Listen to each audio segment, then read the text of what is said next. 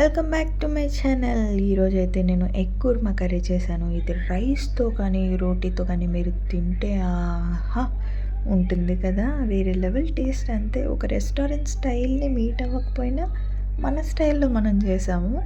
So మీరు కొత్తగా ఎప్పుడు అయినా ఇలా ట్రై చేయాలనుకుంటే మాత్రం ఖచ్చితంగా ట్రై చేయండి. చాలా అంటే చాలా బాగుంది. మరి దీన్ని ఎలా చేయాలో చూసేద్దాం.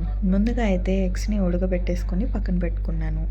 తర్వాత చూపిస్తున్న ఈ ఇంగ్రీడియంట్స్ అన్నీ మీరు కోసుకొని ఉంచుకోండి.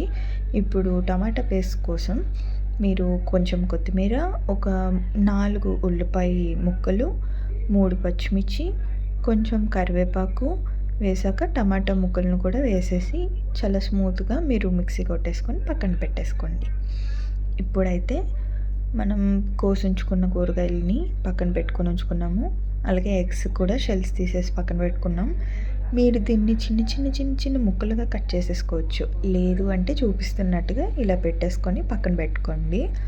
ఇప్పుడు ఒక ప్యాన్ తీసుకొని కొంచెం వెయిట్ చేసి అందులో ఆయిల్ కానీ లేదా బటర్ కానీ వేసి కొద్దిగా జీలకర్రను కూడా వేసి చిటపటలాడిన తర్వాత మీరు ఆనియన్స్ కూడా వేసి చాలా బ్రౌన్ కలర్ వచ్చినంత వరకు వేపుకోండి. టేస్ట్ చాలా బాగుంటుంది. ఎప్పుడైతే గోల్డెన్ బ్రౌన్ కలర్లో చేంజ్ అవుతుందో మీరు అప్పుడు కొంచెం అల్లం వెల్లుల్లి పేస్ట్ ఫ్రెష్గా చేసింది వేస్తే టేస్ట్ ఇంకొక లెవెల్లో ఉంటుంది. మీరు కొన్నిదైతే వేయొద్దు, ఎందుకంటే కొన్ని వాటిలో నేనైతే ప్రిఫర్ చేయను, వాడకుండా ఉండడమే బెటర్.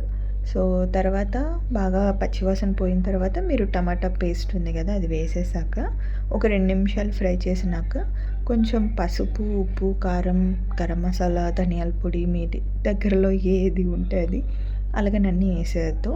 సో మసాలాస్ తగ్గించుకుంటే మంచిది, కొంచెం సమ్మర్ కదా.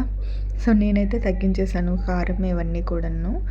తర్వాత కొంచెం దగ్గరకు వచ్చింది కదా, ఇప్పుడు కొంచెం వాటర్ అలాగా వేసేసుకోండి. ఇది బాయిల్ చేయండి మూత పెట్టేసి ఒక 10 మినిట్స్ వరకు.